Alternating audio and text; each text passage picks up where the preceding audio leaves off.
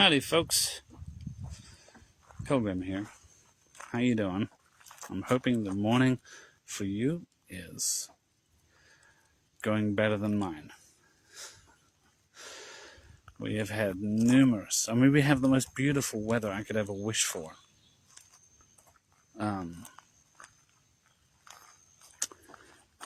It's rainy, it's cloudy, there's no bugs, nothing trying to attack me. And we have numerous, constant signal drops and the internet crashing. This phone's by satellite. So much for our satellites.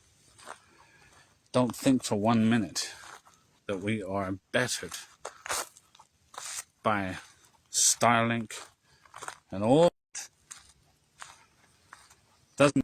Doesn't mean anything. None of it means a thing.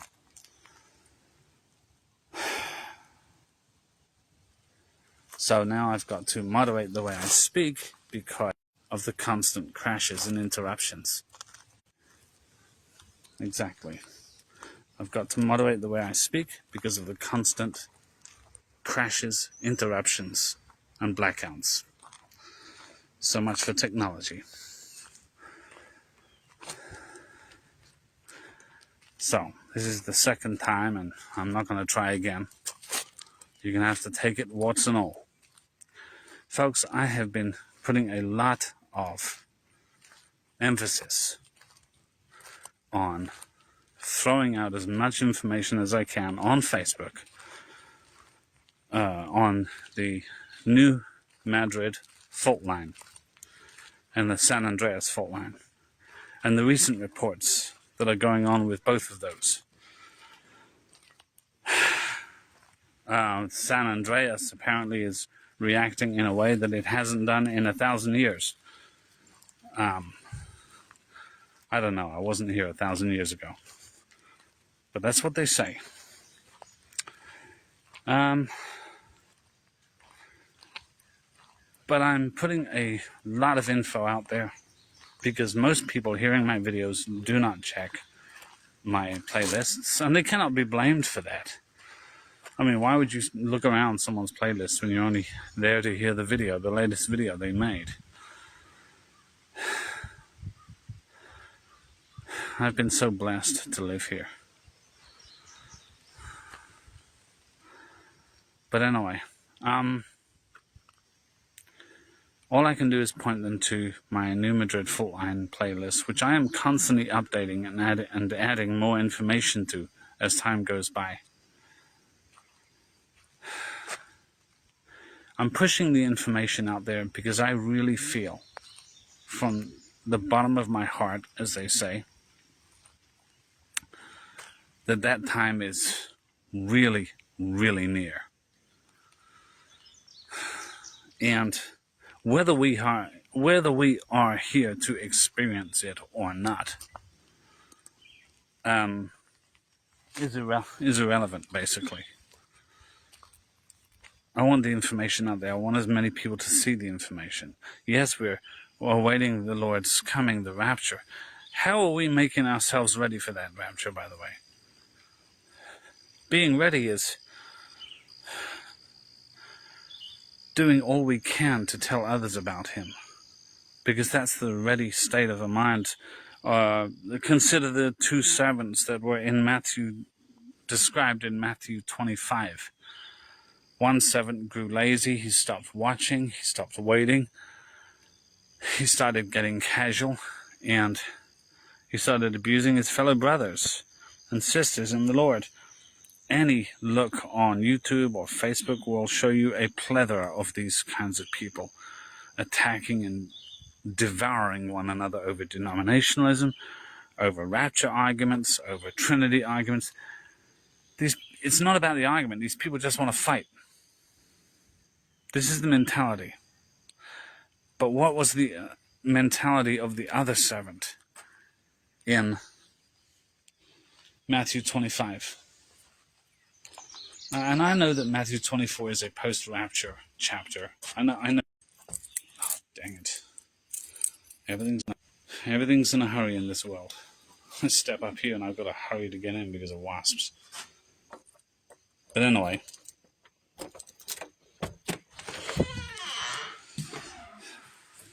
what a glorious mass. Look at the other servant of Matthew 25. He was so busy found doing the Lord's work that he didn't even notice when the Lord turned up.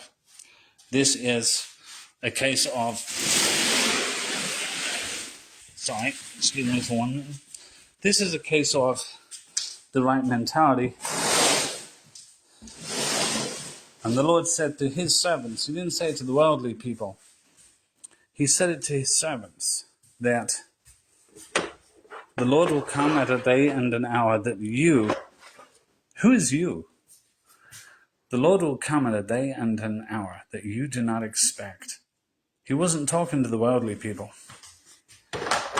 and those who are disinterested, those who are speaking to each other and beating each other up and beating and abusing their fellow servants, you know. He was talking to those who are waiting for him.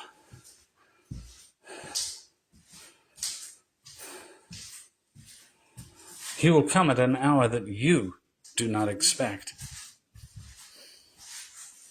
You. Because that servant was so busy serving the Lord and doing the Lord's will that he didn't even notice that his master had turned up.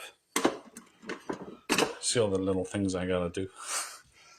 Anyway, hang on 1 second. Try to open this puppy. Because it's a beautiful rain outside.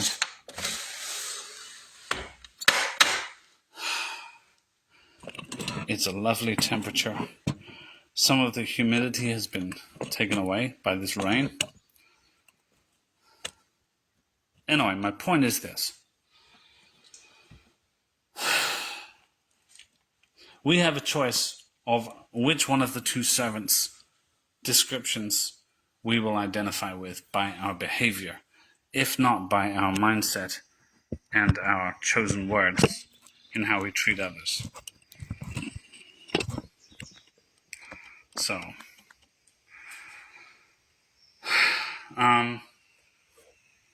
in this frame of mind, I'm throwing as much information as I can out there about the New Madrid and San Andreas fault lines. It's not just in a playlist. No one's going to see it. No one comes to my channel looking for a playlist. They come to see what latest video I put out there. But a lot of people see what's on my Facebook wall. And in the original Pilgrim Jesus is Coming group, you know, the Facebook group. I just, and I really feel this time is very, very, very near on top of us. In 2014, I think it was, I put out a statement made by China's military, I don't know what you call him, the military department of the military, something like that. It was a general. I can't remember his name. And no jokes. It wasn't General So, you know. But anyway, you know, the soy sauce people. But anyway, and he spoke very openly about the invasion and destruction of the United States. And this destruction has been in the planning, initially by the Bilderbergs, when they met together for the first time in 1954. That was when they added the words "under God" to America's Pledge of Allegiance. Only it wasn't the Judeo-Christian God they were talking about, but the American people were not privy to that information. So now you have the only currency in the world covered in Masonic symbols. How we've accepted this as normal, I don't know. No other currency in the world does this. I mean, this country is covered from top to bottom in witchcraft. and we accept it as normal. We don't even see it anymore.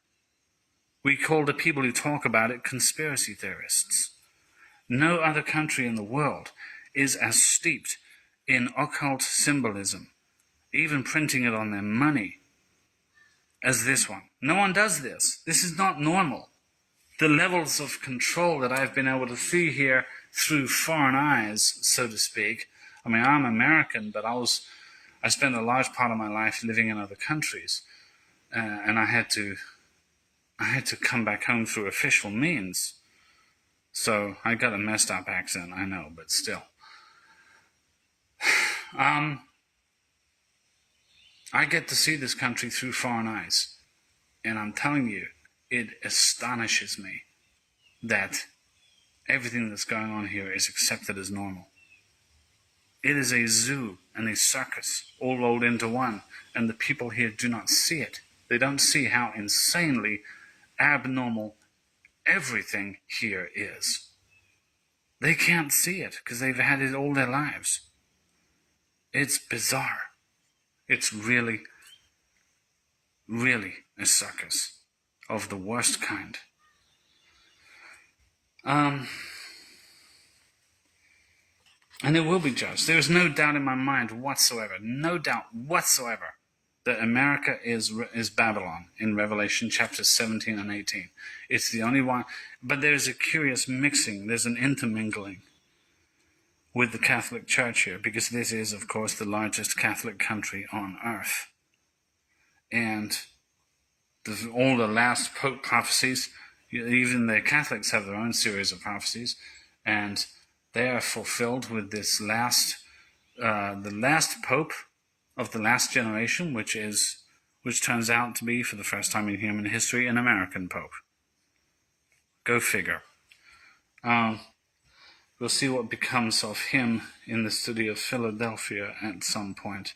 And those of you who know what I'm talking about, the prophecies of St. Malachi, will know what I'm talking about. We are here. I am convinced that these times, personally, I am convinced that these times are immediately upon us. And we should expect them at any time if we are still here.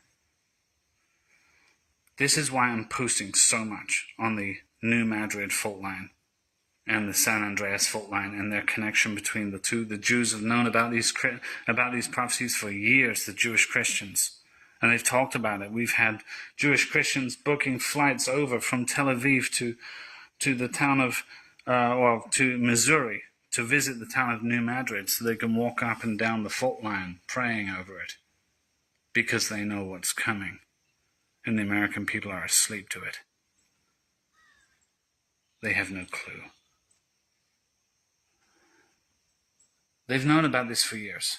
And what was also included in the understanding of these prophecies is that the San Andreas fault line and the New Madrid fault line are joined together by another fault line.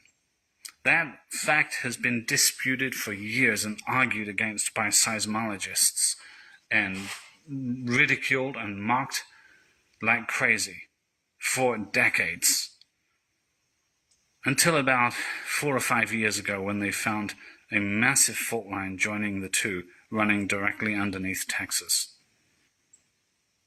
Now, don't you find this kind of coincidental, that these three fault lines mirror the direction, almost perfectly, of the three lines drawn by the 3-in-1 and the 1-in-3 warning that God gave to this nation through the solar eclipses that took place between 2017 and 2024. The 3-in-1 and the 1-in-3 warning that took place within a 7-year period. And it's right there on the calendar. 1947 to 2017, a period of 70 years. Okay? The book of the Bible says right here, the generation of a king is 70 years, but if by special strength, 80 years.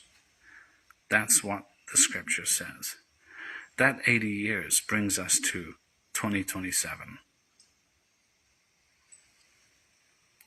Now, having said that, the fact that the 7-year warning happened bang on time at the very end of the 70-year period spoken over Israel, the fig tree generation, which began in 1947, the going forth of the word, shall a nation be born in a day.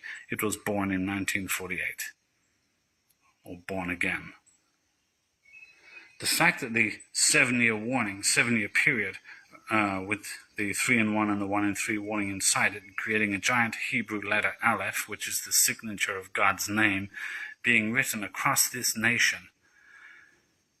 Canada, Mexico, the Caribbean, Hawaii, nobody else saw it. It was to this nation, and it passed over 13 cities called Nineveh. Okay? It is not a coincidence. You know, when George Bush Jr. signed the Treaty of Madrid, the New Madrid Treaty, I call it, which basically forced Israel's nose to the grinding wheel for the dissection, the splitting of the city of Jerusalem and dividing the land of Israel, a bunch of years ago, before the Obama regime. And all the strange events that happened when he went to Israel. When that happened, and he flew over there and he was behaving all arrogantly, and he ordered all the lights of Jerusalem to be turned off because he wanted a nice view of the sun rising over the western wall of the city he was about to betray. And even though it was nowhere on the weather charts that the night before, nowhere, a mysterious fog blanketed the entire city, taking away his view of the western wall. A blood moon, which was unscheduled, appeared above Jerusalem. He had to be driven through unprepared streets, and storms hit the Atlantic so bad that they actually reversed the waves of the Atlantic so that they ran from east to west, which has never happened. And the one thing from that storm that caught the attention of the world's press was the fact that George Bush Jr.'s home in Kennebunkport, Maine was destroyed. If you're going to destroy my home, I'm going to destroy yours. It is a warning. Following this, a whirlwind came in from Florida. Massive whirlwind. Everyone was dreading it. There was people offering prayers, and you know, it looked such a bad, threatening storm. And it tore up the Gulf Coast, came right through the Gulf, tore up into, and it didn't touch land. It tore up right through the United States. Everyone was dreading this thing. If this thing touches land, and it did touch land, and it touched land in one town, and it destroyed one building in that one town. And I went to see that building personally. I made a video about it. And after it destroyed that one building, it took off and then dissipated. Just like that. To everyone's shock, astonishment, and horror. They did not understand the message that had been sent. The one building that was destroyed was the Church of Zion in the town of Jerusalem, Arkansas. And the world was deaf to the warning. All of these warnings that were repeatedly being sent. Pursue this course and this nation will be split. We already know it's coming. After the 7-year period finished in 2024 on April the 8th, it was followed by 3 blood moons. That's a message to Israel, linking 2024 on the same Jewish holy day, 3 of them, 2024, 2025, and 2026. After that, boom, it's over, it's done. The Genesis timeline prophecies, 1947, finish in 2027. All that I know of. That's why I'm pushing these things out there as hard as I can. And how appropriate. Oh no, I was looking at John 7. I saw the subtitle. It said, Jesus' brothers disbelieve. That's exactly what's happening in Israel right now. So sad. And yet the gospel is spreading there.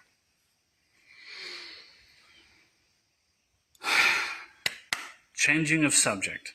We are on 1 Corinthians chapter 7 today. Okay? Paul has been through all the denominationalism stuff. I'm not going to go through all that again. I've gone through it like 5 or 6 times, every day, recapping. Sectarianism is sin.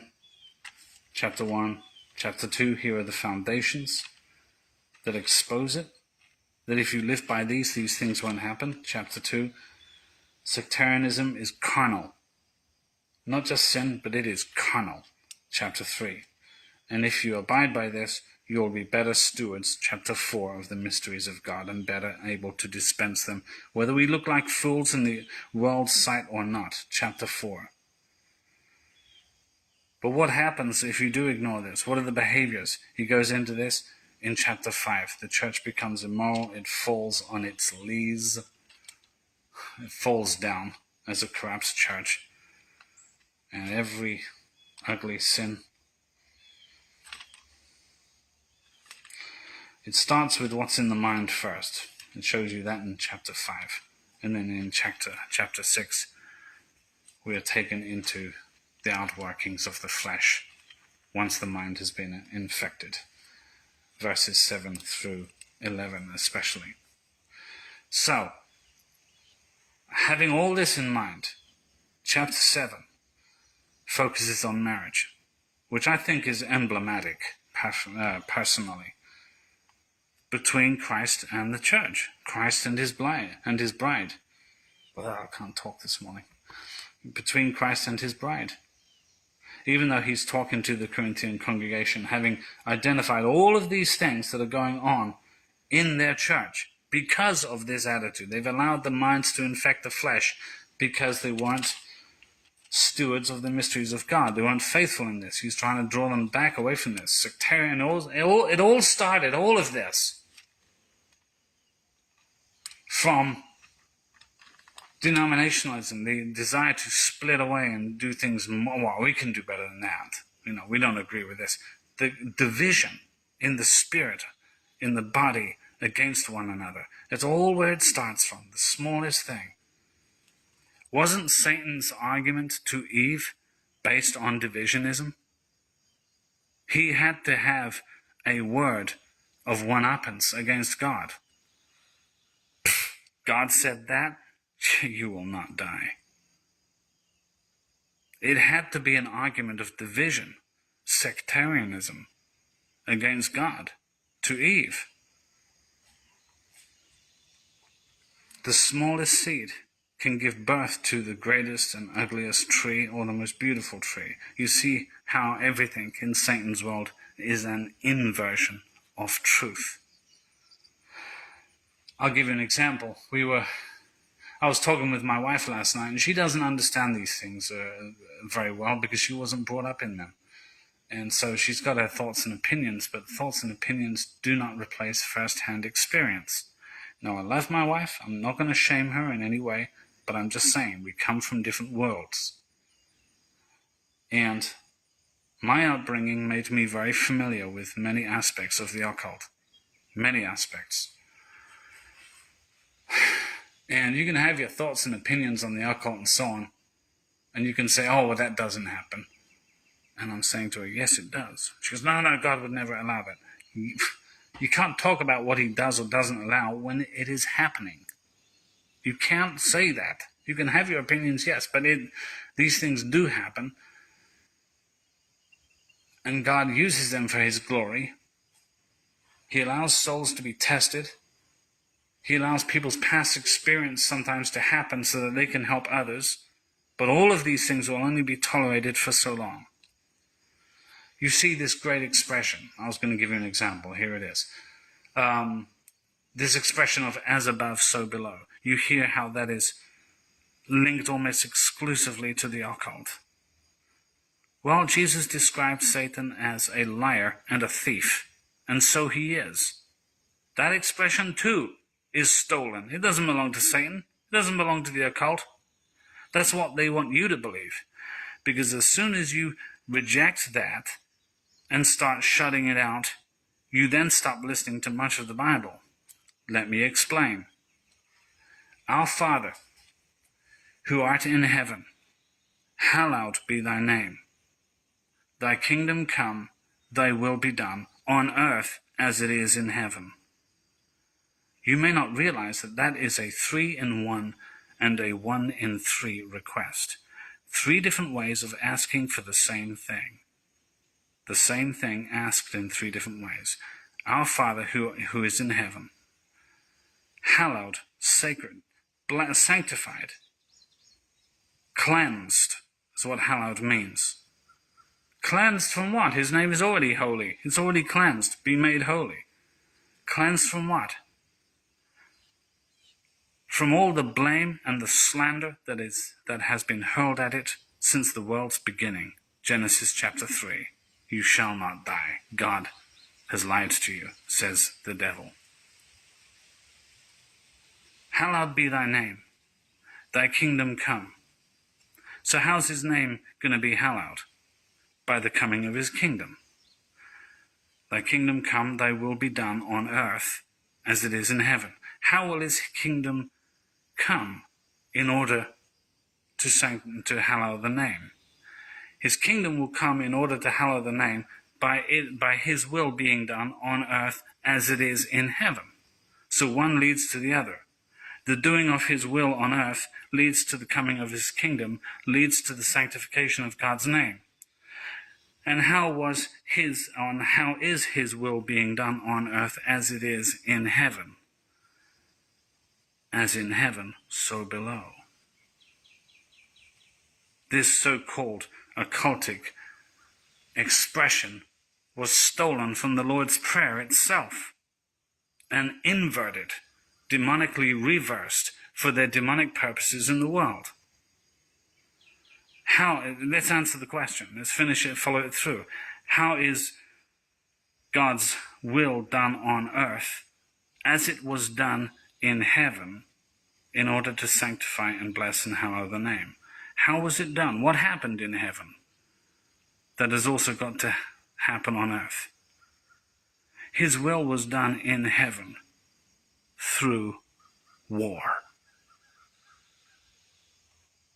When you say this prayer, you are asking in 3 different ways, Lord, bring your war to the earth. Let your will be done on earth as it was done in heaven. Let your kingdom come.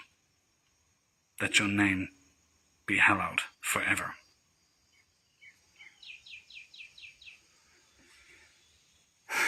And when that war comes, when God's name is cleansed and his kingdom is here and Jesus is raising and Jesus is reigning for the 1,000-year period and forever afterwards, that God's kingdom is ruling and reigning,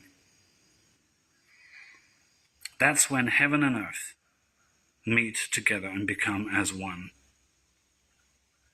As above, so below. This is the expression they have abused. It belonged to the Lord first. You are literally asking for the marriage between heaven and earth, for the marriage between God and Israel, and heaven and earth, and Christ and his bride. 3.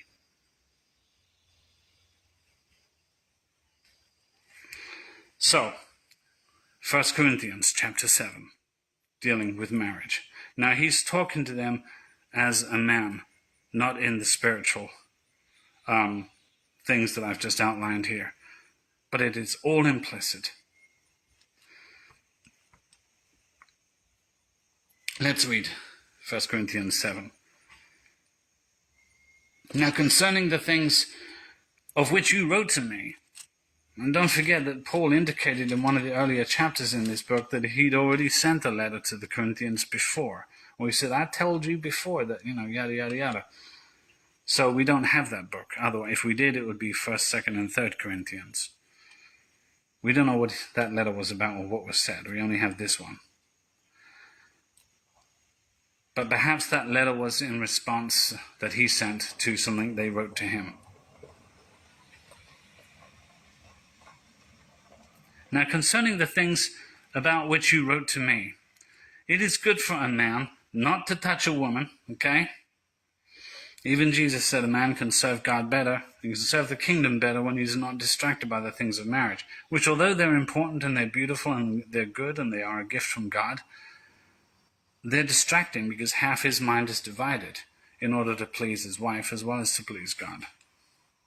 It is good for a man not to touch a woman, nevertheless, because of sexual immorality, to this congregation, which he listed in chapter 6, verses 7 to 11, you people are out of control. Because of sexual immorality, let each man have his own wife, and let each woman have her own husband. Let the husband render to his wife her due, the affection due her, and likewise also the wife to her husband. The wife does not have authority over her own body. That does not mean she is a slave to him. It means it's an emphasis on not keeping that intimacy from her husband selfishly and using it as a weapon. They ought to be lovingly affectionate with each other, honest, open. The hostility, the violence, and the shunning, that cold mentality where you just kill off all intimacy, or all that doesn't belong there. And it applies just as heavily to the husband. Believe me, the wife does not have authority over her own body, but the husband does, and likewise the husband does not have authority over his own body, but the wife does. Do not deprive one another, except with consent for a time, if you both agree to it. Believe me, men's minds physically they can go out of their mind with. I'm not going to discuss tensions here, but you get the point. Likewise, do not deprive one another, except with consent for a time, that you may give yourselves to fasting and prayer, and come together again, so that Satan does not tempt you because of your lack of self-control.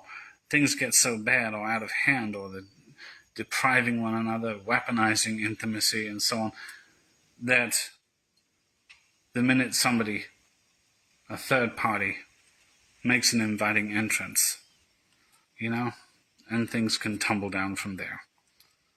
So that Satan does not tempt you because of your lack of self-control. But I say this as a concession, not as a commandment. I wish that all men were even as myself. And Paul was single. But each one has his own gift from God, one in this manner and another in that. Okay? Perspective it keeps it positive. But I say to the unmarried and to the widows, it is good for them if they remain even as I am. But if they can't exercise self-control, if they really have that emotional, psychological need to be married and so on, let them marry, for it is better to marry than to burn with passion.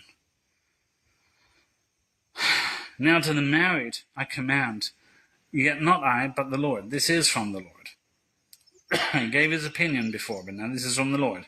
A wife is not to depart from her husband, but even if she does depart, let her remain unmarried or be reconciled to her husband. And a husband is not to divorce his wife. Sadly, people take advantage of the fact that it doesn't say a husband is not to divorce her husband. A wife is not to divorce her husband. And they play on that because 70, 80, and even above that of the divorces in this country, by the way, are initiated by women who are moving on to the next best thing because they saw something better. This is the world's ways. It's not the Christian way. But God allows certain conditions for the divorce of a wife from her husband. If he abuses her violently, if his physical abuse reaches a point that she should not be there, she can go. Adultery, immorality, and so on. A husband is not to divorce his wife. But to the rest, this is my own opinion, says Paul, not the Lord, say, if any brother has a wife who does not believe, and she is willing to live with him, let him not divorce her. And if a woman who has a husband who does not believe, and a woman who has a husband who does not believe, if he is willing to live with her, let her not divorce him. I'm going to read that again because the internet cut out yet again. But to the rest, I, not the Lord, say, if any brother has a wife who does not believe, and she is willing to live with him, let him not divorce her. And a woman who has a husband who does not believe, if he is willing to live with her, let her not divorce him. For the unbelieving husband, by the way, is sanctified by the wife, and the unbelieving wife is sanctified by the husband. Otherwise, your children would be unclean. But now they are holy. But if the unbeliever departs, let him depart, okay? A brother or a sister is not under bondage in such cases, in such circumstances. But God has called us to peace. For how do you know, O wife, whether you will save your husband? How do you know what's happening inside him? Or how do you know, O husband, whether you will save your wife? We have some fantastic statistics in this world. You know, even in a staunchly unchristian family, family of atheists, especially with fathers, when the father of the family turns to Christ, 90% of the time, 90% of cases, the rest of the family follows. I don't know why, but it's pretty fantastic. It honors God's model for the family. Verse 17, but as God has distributed to each one, as the Lord has called each one, so let him walk. And so I ordain in all the churches, not just to you, you Corinthians. Was anyone called while circumcised? Let him not become uncircumcised. Was anyone called while uncircumcised? Let him not be circumcised. Keep your ways. When you joined in the fellowship of the family of Christ, in the body of Christ, when you found Christ, keep who you are. You don't have to change your identity. I've seen so many Christians, so many people come to know Christ and they fall so in love with him, and so they should, but their zeal for him leads them to look for the next best thing. Social climbing is not expected in God's kingdom. You gave him your heart, and that's what he wants. And I've seen these newbies fall into the Messianic movement, and then they start talking in a certain way, and then they start wearing kippas and prayer shawls and all of this. You know, this is some Irish guy from, it's like, that's not who you are. You don't have to do all that. You're not impressing God, and you're not scoring points with him. And this goes right back to 1 Corinthians chapter 1, denominationalism, and what it does to people. Right here, Paul says it plainly. Was anyone called while circumcised? Let him not become uncircumcised. Was anyone called while uncircumcised? Let him not be circumcised. Be yourself. That is the one who God loved. You may not see your own value, but that doesn't mean it's not there. You may not see your value, but God sees it, and he loves it very much. Be yourself. Circumcision is nothing, verse 19, and uncircumcision is nothing. God is what matters. Boom. Keeping the commandments of God. Oh, here it is. I read it. A line was skipped, but it came out the same way.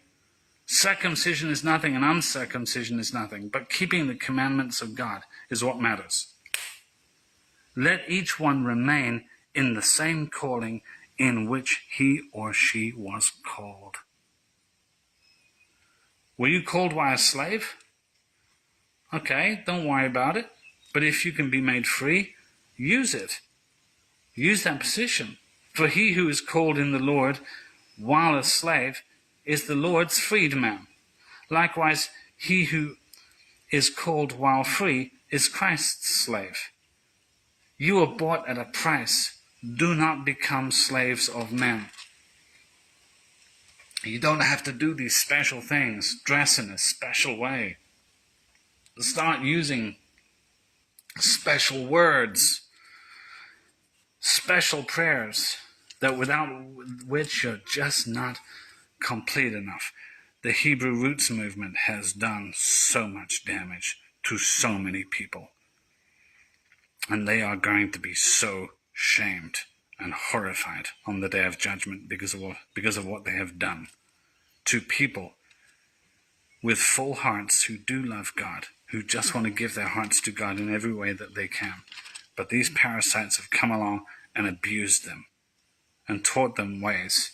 Like Jesus said to the Pharisees, you build these ships and you cross the high seas and long and large deserts to make one single convert. And when you do, you make him twice as son of hell as yourselves are. Jesus said to the Pharisees and the Sadducees. That's what's going on here with a lot of these movements. They take people's goodwill toward God and they change it into something ugly that God cannot accept. You were bought at a price. That was the price, already paid. There's nothing further for you to do. You cannot add to the price. It's not $3.98, but you're going to put in the 8 cents or 1 cent. You were bought at a price. Do not become slaves of men. Brothers, let each one remain with God in that state in which he was called. I don't know how many times he has to say this.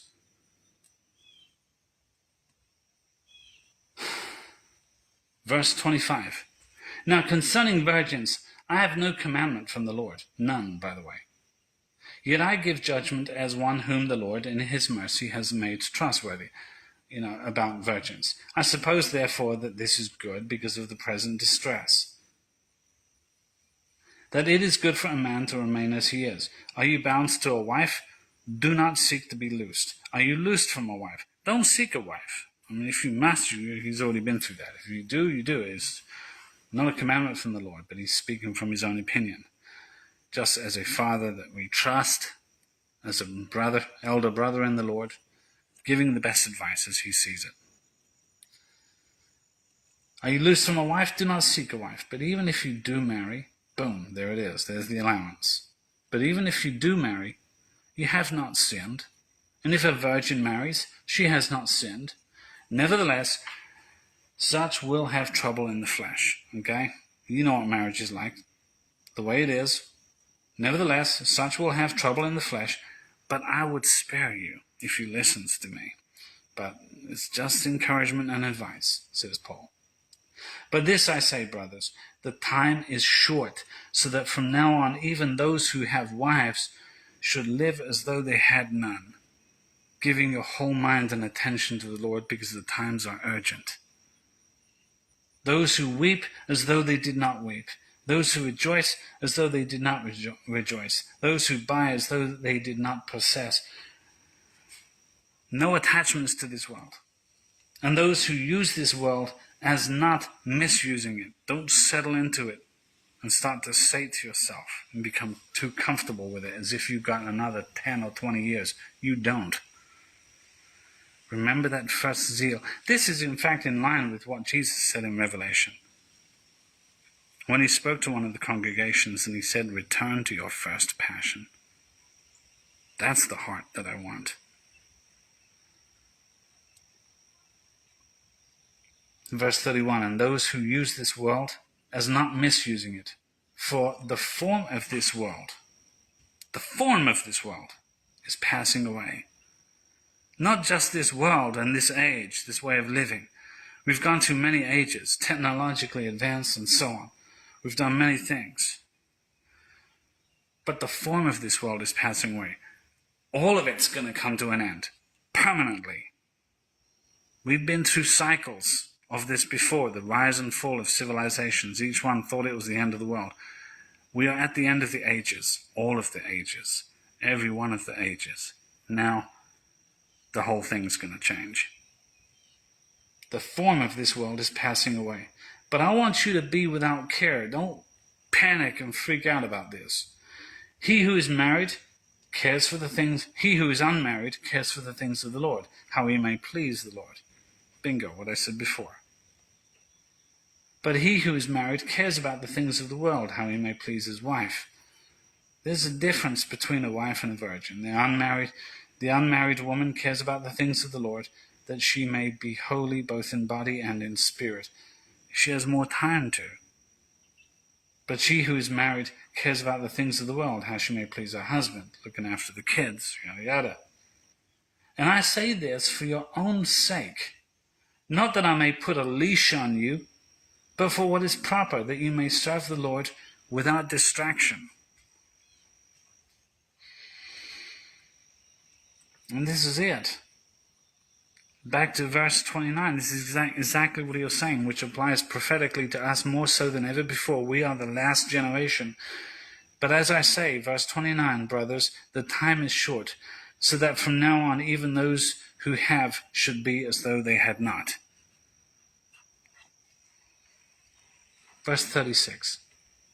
But if any man thinks he is behaving improperly toward his virgin, if he's toward her virginity, his virginity, if she is past the flower of youth, and thus it must be, let him do what he wishes. He does not sin, let them get married, so they can keep the purity they have. Nevertheless, he who stands steadfast in his heart, having no need, but has power over his own will, and has so determined in his heart that he will keep his virginity, he does well. So then he who gives her in marriage does well, but he who does not give her in marriage does better. But I'm not here to dictate to you these things, says Paul. This is my own opinion. I'm just giving you advice advice on how to prepare yourself for the coming kingdom of God, in which there will be no marriage. To prepare yourself as much as possible. The transition will be a lot easier, but anyway, if you're not bound by these things. A wife is bound by law as long as her husband lives. This has deeper meanings, and it goes right into God and Israel, Christ and his bride, and so on. Too much to go into right here, right now, but maybe another time. A wife is bound by law as long as her husband lives. But if her husband dies, she is at liberty to be married to whom she wishes, only in the Lord. But she is happier if she remains as she is, in my opinion, says Paul. And I think I also have the Spirit of God. There's some validity in what I'm saying here. It might be opinions, but it doesn't mean they're easily dismissed, because I'm speaking from wisdom and experience. I'm just giving you the best advice that I can give.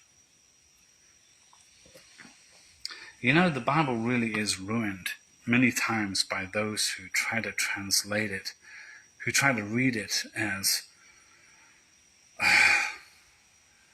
with such a heavy atmosphere of, this is,